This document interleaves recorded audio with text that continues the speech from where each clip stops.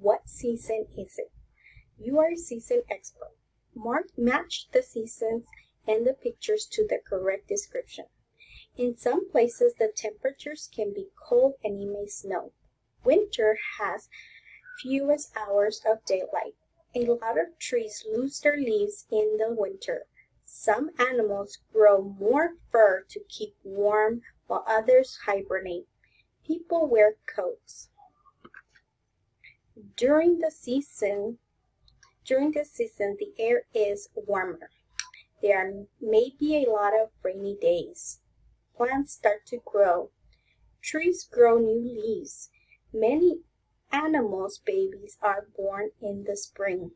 People can wear light jackets outside. In the summer, it can be hot. Some places may have strong storms. There are more hours of daylight than any other season. Some plants grow yummy fruits in the summer.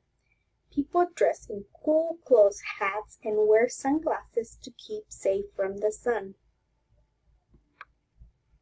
The air gets cooler.